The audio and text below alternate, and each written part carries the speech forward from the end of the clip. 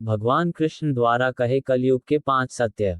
महाभारत हिंदू का ही नहीं समस्त मानव जाति का ग्रंथ है। इससे प्रत्येक मानव को अच्छी शिक्षा और मार्ग मिल सकता है। प्रत्येक मनुष्य को इसे पढ़ना चाहिए क्योंकि महाभारत में जीवन से जुड़ा ऐसा कोई भी विषय नहीं है जिसका वर्णन ना किया गया हो और जिसमें जीवन का कोई समाधान ना हो। इस ग्रंथ में देश, धर्म, न्याय, राजनीति, समाज, योग, युद्ध, परिवार, ज्ञान, विज्ञान, अध्यात्म और तकनीकी आदि समस्त विषयों का ज्ञान वर्णन मिलता है। आज की इस पोस्ट में हम महाभारत का ऐसा प्रसंग के बारे में बताएंगे जिससे आज का मानव बहुत कुछ सीख सकता है। बात उस समय की है जब पांचों पांडवों को वनवास हो गया था। वनवास जाने से पहले पांडवों ने भगवान श्री कृष्ण से पूछा है, श्री कृष्ण अभी ये द्वापर युग का अंतकाल चल रहा है, आप हमें बताएं कि आने वाली कलयुग की गति क्या और कैसी होगी। श्री कृष्ण जवाब देते हैं, मैं तुम्हें इसका सीधा सा उत्तर तो नहीं दे सकता, लेकिन हाँ, तुम पांचों भाई वन में जाओ और वन में जो कुछ भी दिखे मुझे आकर बताओ, मैं तुम्हें उसका कलयुग में प्रभाव बताऊंगा। इसके बाद पांचों भाई वन में चले गए। उन्होंने वन में जो देखा वह देखकर आश्चर्यचकित रह गए। आखिर उन्होंने वन में क्या देखा और श्री कृष्ण ने क्या जवाब दिया, ये जानने के लिए इसको अंत तक जरूर पढ़ें। स्वागत है आपका सुपर स्टोरी चैनल पर। श्री कृष्ण के कहे अनुसार पांचों भाई अलग अलग दिशाओं में वन की ओर निकले। युधिष्ठिर भ्रमण पर थे। उन्होंने एक जगह पर देखा कि एक हाथी के 2 सूंड थे। ये देखकर युधिष्ठिर के आश्चर्य का ठिकाना नहीं रहा। अर्जुन दूसरी दिशा में भ्रमण पर थे। कुछ दूर जंगल में जाने पर उन्होंने जो देखा उसे देखकर वह भी आश्चर्यचकित रह गए। वहां पर देखा कि कोई पक्षी है जिसके पंखों के ऊपर वेदों की रचनाएं की हुई है और वह पक्षी मुर्दे का मांस खा रहा है। ये दृश्य देख अर्जुन कुछ समझ नहीं पाए। दोनों भाइयों की तरह भीम भी भ्रमण पर थे। उन्होंने जो देखा वह भी आश्चर्यचकित रह गए। उन्होंने देखा कि गाय ने एक बछड़े को जन्म दिया, लेकिन जन्म के बाद में गाय बछड़े को इतना चाट रही है कि उसका बछड़ा लहूलुहान हो गया है।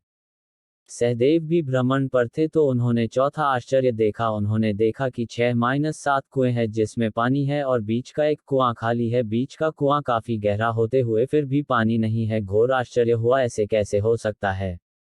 नकुल भी भ्रमण पर थे और उन्होंने एक आश्चर्यजनक घटना देख। एक पहाड़ के ऊपर से एक बड़ी सी चट्टान लुढ़कते हुए नीचे आ रही है। वे कितने ही वृक्षों से टकराकर उनको नीचे गिराते हुए वे आगे बढ़ जाती है। विशालकाय वृक्ष भी उस रोक ना सकें। इसके अलावा ये चट्टान कितनी ही अन्य चट्टानों के साथ टकराए फिर भी वह उसे रोक नहीं सके। अंत में वह एक अत्यंत छोटे पौधे का स्पर्श होते ही स्थिर हो गई। इसके बाद पांचों भाई एकत्रित हुए और शाम को भगवान श्री कृष्ण को अपने अनुभव सुनाए। सबसे पहले युधिष्ठिर ने कहा, मैंने तो पहली बार 2 सूंड वाला हाथी देखा, यह मेरे लिए तो बहुत ही आश्चर्यजनक था। भगवान श्री कृष्ण कहते हैं, धर्मराज अब तुम कलिकाल की सुनो। कलयुग में ऐसे लोगों का राज्य होगा जो दोनों ओर से शोषण करेंगे, बोलेंगे कुछ और करेंगे कुछ और, मन में कुछ और होगा और कर्म कुछ और। ऐसे ही लोगों का कलयुग में राज होगा। तुम कलयुग आने से पहले तक राज्य कर लो। युधिष्ठिर के बाद अर्जुन ने कहा, मैंने जो देखा है वह तो कहीं ज्यादा आश्चर्यजनक था। मैंने देखा कि एक पक्षी के पंखों पर वेदों की रचनाएं लिखी हुई है, पर वह पक्षी मुर्दे का मांस खा रहा है। श्री कृष्ण कहते हैं, कलयुग में ऐसे लोगों रहेंगे जो बड़े ज्ञानी कहलाएंगे, विज्ञान की चर्चा करेंगे, लेकिन उनके आचरण राक्षसी होंगे। वह बड़े पंडित और विद्वान कहलाएंगे, किंतु ये देखते रहेंगे कि कौन सा मनुष्य कब मरे और हमारे नाम से संपत्ति कर जाए। हे अर्जुन, संस्था के व्यक्ति विचार करेंगे कौन सा मनुष्य मरे और संस्था हमारे नाम पर हो जाए। हर जाति धर्म पर प्रमुख पदों पर बैठे विचार करेंगे कि कब किसका श्राद्ध हो और कौन कब किस पद से हटे और हम उस पर चढ़ जाए। चाहे कितने भी बड़े लोग हो, परंतु उनकी दृष्टि धन और पद के ऊपर ही रहेगी। ऐसे लोगों की ही बहुतायत होगी। अर्जुन के बाद भीम ने अपना अनुभव सुनाया। भीम ने कहा कि गाय अपने बछड़े को इतना चाटती है कि बछड़ा लहूलुहान हो जाता है। श्री कृष्ण कहते हैं, कलयुग का मनुष्य शिशुपाल हो जाएगा।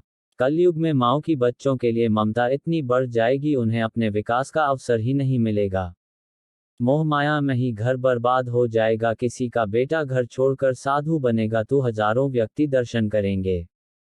यदि अपने बेटे ने साधु बनना चाहा तो रोएंगे कि मेरे बेटे का क्या होगा। इतनी ज्यादा ममता होगी कि उसे मोह माया और परिवार में ही बांध कर रखेंगे। उसका जीवन वहीं खत्म हो जाएगा। वास्तव में लड़के तुम्हारे नहीं है, वह तो बहुओं की अमानत है, और लड़कियां जमाइयों की अमानत है, और तुम्हारा ये शरीर मृत्युओं की अमानत है, तुम्हारी आत्मा परमात्मा की अमानत है। इसलिए तुम्हारा अपने शाश्वत संबंध को जानना आवश्यक है। भीम के बाद सहदेव ने पूछा, हे श्री कृष्ण, मैंने जो देखा, मैंने ये देखा कि 5-7 बड़े कुओं के बीच एक गहरा कुआं बिल्कुल खाली है। जबकि ऐसा संभव कैसे हो सकता है? भगवान श्री कृष्ण ने जवाब में कहा, कलयुग में लड़की के विवाह में, मकान के उत्सव में, छोटे बड़े उत्सवों में तो लाखों रुपए खर्च कर देंगे, परंतु पड़ोस में ही यदि कोई भूखा प्यासा मर रहा होगा तो यह नहीं देखेंगे कि उसका पेट भरा है या नहीं। उनका अपना ही सगा भूख से मर जाएगा, उसे देखते रहेंगे, और दूसरी ओर मौज, मदिरा, मांस भक्षक, सुंदरता और जश्न में पैसे उड़ाएंगे, किंतु किसी के 2 आंसू पोंछने में उनकी रुचि ना होगी। कहने का तात्पर्य यह है कि कलयुग में अन्न के भंडार होंगे लेकिन लोग भूख से मरेंगे, सामने बंगले में ऐशो आराम चल रहे होंगे लेकिन पास की झोपड़ी में आदमी भूख से मर जाएगा। एक ही जगह पर असमानता अपने चरम पर होगी। सहदेव के बाद नकुल ने श्री कृष्ण को बताया कि मैंने भी एक आश्चर्य देखा है कि एक बड़ी सी चट्टान पहाड़ पर से लुढ़की, वृक्षों के तने और चट्टाने भी उसे ना रोक पाए, किंतु एक छोटे से पौधे के स्पर्श से ही वह बड़ी चट्टान रुक गई। समझ नहीं पाया कैसे? श्री कृष्ण ने कहा, कलयुग में मानव का मन नीचे गिरेगा, उसका जीवन पतित होगा। ये पतित जीवन धन की सिलाओं से नहीं रुकेगा, ना ही सत्ता के वृक्षों से रुकेगा, किंतु हरि नाम के एक छोटे से पौधे से, हरि कीर्तन से मनुष्य जीवन रूपी पौधे का पतन होना रुक जाएगा। इसलिए भक्तों, हरि भजन कलयुग में मोक्ष पाने का एकमात्र उपाय है।